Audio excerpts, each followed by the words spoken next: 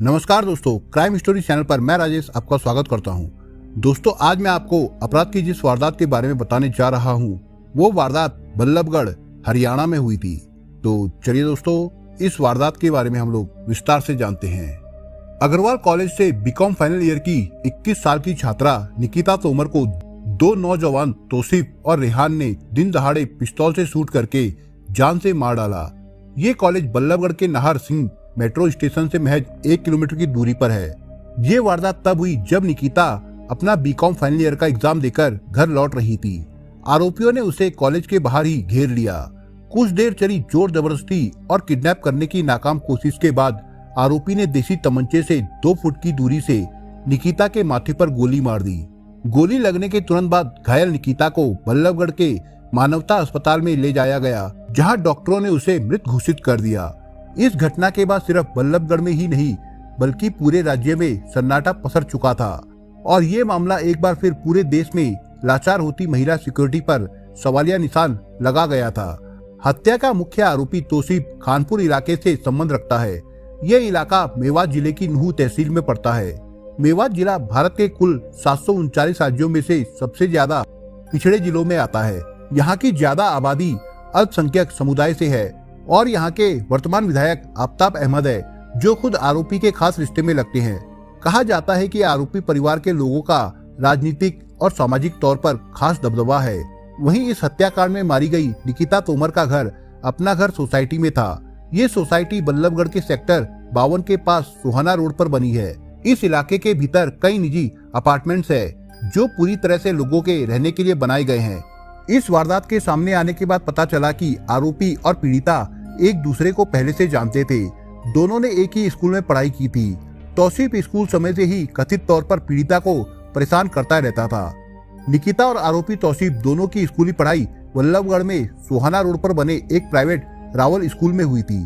School के समय में साल 2018 में एक दफा तौसीफ पर निकिता के अपहरण और परेशान करने का मामला भी दर्ज हुआ था, जिसे बाद में दोनों पक्षों की आपसी रजामंदी के बाद मामला पंचायत में ही निपटा दिया गया। हालांकि इस मामले को लेकर पीड़िता पक्ष का कहना है कि उस दौरान आरोपी के राजनीतिक रसूख और इलाकाई दबदबे के दबाव में उन्हें ये फैसला लेना पड़ा था। ये पूरी वारदात सीसीटीवी में कैद हुई थी, जो काफी तेजी से वायरल भी हो रही थी। वीडियो के बाहर आने के बाद स्थानीय जन आक्रोश भड़कता दिखाई दे रहा था। इसी का नतीजा ये रहा कि मंगलवार 27 अक्टूबर को पीड़ित परिजन और स्थानीय लोगों ने सैकड़ों की तादाद में जमा होकर मथुरा नेशनल हाईवे पर फ्लाईओवर के नजदीक चक्का जाम किया। उस दिन देर शाम अधिकारियों द्वारा मिले आश्वासन के बाद ही लोग वहां से हटे और हाईवे का रास्ता खोला गया। निकिता के पार्थिव शरीर का देर शाम बल्लभगढ़ के सेक्टर 55 के शमशान घाट पर अंतिम संस्कार किया गया। वारदात के बाद उसी दिन देर रात तक पुलिस द्वारा मुख्य आरोपी 21 साल के तौसीफ को गिरफ्तार कर लिया गया। उसके सहयोगी आरोपी रेहान को 24 घंटे के भीतर गिरफ्तार किया गया। पुलिस द्वारा बताई गई जानकारी के अनुसार आरोपी तौसीफ गुरुग्राम के सुहाना रोड का रहने वाला है, जबकि रेहान हरियाणा के नूह जिले का रहने वाला है। गिरफ्तारी के बाद तौसीफ ने अपना जुर्म कबूल कर लिया है, जिसके बाद आगे की जांच जारी रखी गई है। हालांकि राज्य सरकार द्वारा ये मामला एसआईटी को सौंपा जा चुका था और इस मामले को फास्ट ट्रैक कोर्ट में भी भेजा जा चुका है, जिसके चलते दोनों आरोपियों को फिलहाल हाई कोर्ट ने 2 दिन की रिमांड पर रखने को कहा था। इस वारदात के बाद इलाके में दहशत और गुस्से दोनों का माहौल बना हुआ है।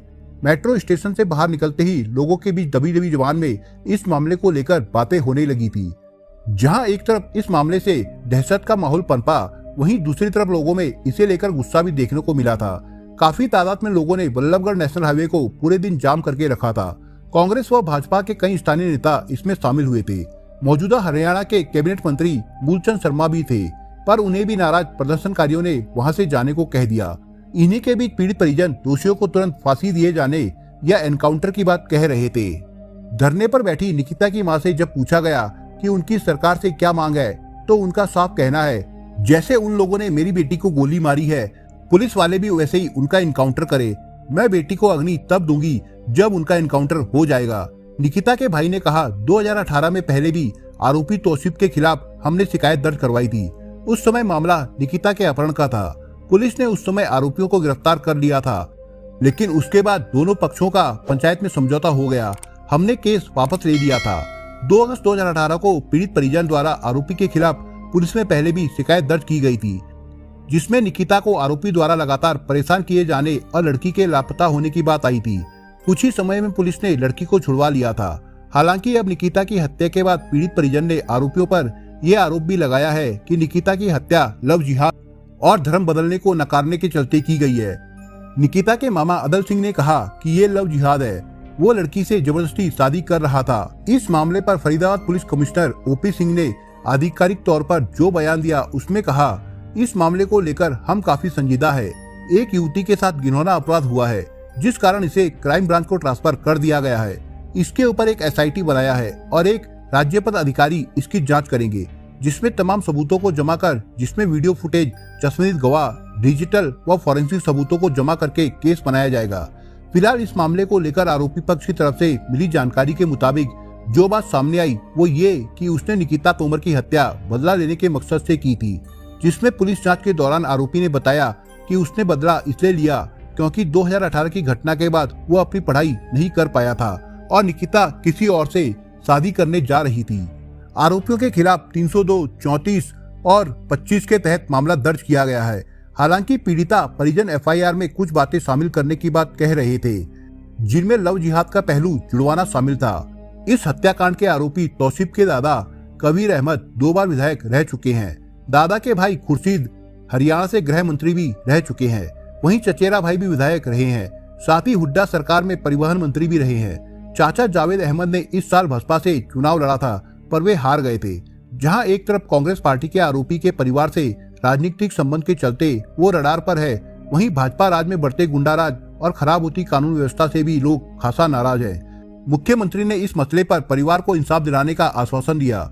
उन्होंने कहा कि अपराधी को पूरी सजा दी जाएगी। अपराध होने के बाद पुलिस ने 24 घंटे में ही आरोपी को पकड़ लिया। हरियाणा में पिछले 2 साल में महिला अपराधों में 45% बढ़ोतरी हुई है। हरियाणा गैंग रेप में नंबर 1 पर है। इसके अलावा उन्होंने दोषियों को 30 दिन के सीमित समय में सजा दिए जाने की बात कही। फिलहाल इस मामले में ACP अनिल कुमार की अगुवाई में SIT का गठन किया गया था, जो पीड़ित परिवार से मिलने उनके घर पहुंचा। फरीदाबाद के सांसद और मंत्री कृष्णपाल गुर्जर भी पीड़ित परिवार से मिले थे। पुलिस ने अपराध के दौरान इस्तेमाल की गई कार का भी पता लगा लिया, जिसका लिंक दिल्ली से बताया जा रहा था। अपराध के दौरान इस्तेमाल किए गए हथियार को भी बरामद कर लिया गया था। पुलिस ने अपनी सारी कार्रवाई पूरी करने के बाद आरोपियों को कोर्ट में पेश किया, जहां से उन्हें आजीवन कारावास की सजा हुई थी। दोस्तों, आप अगर चैनल पर नए हो तो आप चैनल को सब्सक्राइब करने के साथ कमेंट बॉक्स में इस कहानी के बारे में अपने विचार जरूर लिखिएगा। मिलता हूं एक नई कहानी के साथ, तब तक के लिए अपना ख्याल रखिएगा। धन्यवाद।